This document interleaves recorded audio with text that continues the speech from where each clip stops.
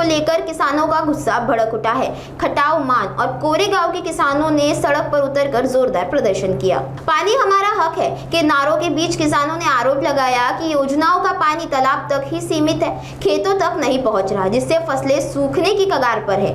येरला नदी समेत इलाके की नदियां, नाले सूख चुके हैं। हालात गंभीर बने हुए हैं। शिवसेना उद्धव ठाकरे, गुट प्रताप जाधव के साथ किसानों ने सड़क जाम कर प्रशासन से के खिलाफ नारेबाजी की और चेतावनी दी, तुरंत पानी नहीं मिला तो आंदोलन और तेज होगा। स्वप्न होतं की हा खटाव मान पूर्ण भाग सुजलाम सुफलाम व्हावा, या भागात विकासाची गंगा व्हावी, ही भावना हिंदुहृदय सम्राट बाळासाहेब ठाकरेंची होती।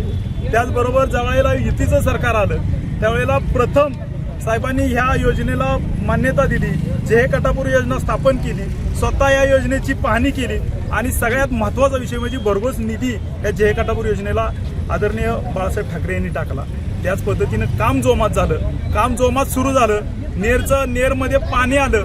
ही पूर्ण योजना हिंदुहृदय सम्राट बाळासाहेब ठाकरे यांची स्वप्नस्फूर्ती आहे। आम्ही ठीक आहे म्हणलं बाबा, त्याचं श्रेय कोणीही घेऊ द्या, पण लोकांच्या बांधावर पाणी जाऊ द्या अशी भावना शिवसैनिकांची किंवा आम माणसांची होती। पण हे स्वप्न बाळगून आज पूर्ण शेतकरी आज रस्त्यावर जो उतरलेला आहे, ज्या योजना वेराळा काठ पूर्ण सुजलाम सुफलाम व्हावा, ह्या भागची जनता सुखकर व्हावी यासाठी योजना पूर्ववत केली, पण आज तीच वेराळा नदी पूर्ण एक वर्ष झालं पूर्ण खडखडत आहे।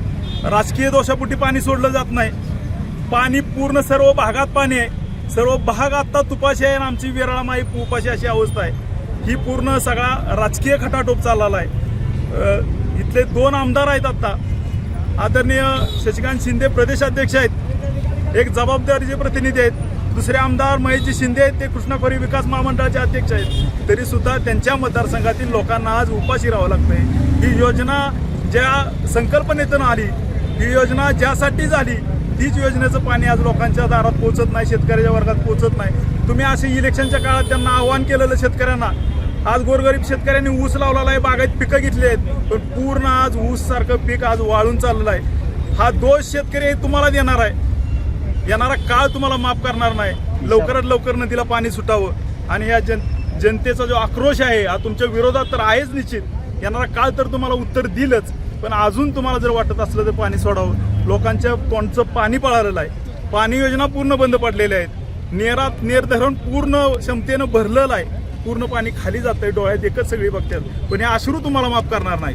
ही जनता पूर्ण रस्त्यावर उतरलेली आहे। आता आदरणीय राष्ट्रवादी पवारसाहेबांचा पक्ष जो आहे त्यांनी इथं आंदोलन उभारलेलं, प्रत्येक सर्वसामान्य नागरिक रस्त्यावर उतरतोय। ह्या सगळ्यांच्या अश्रू तुम्हाला शाप दिल्याशिवाय राहणार नाही।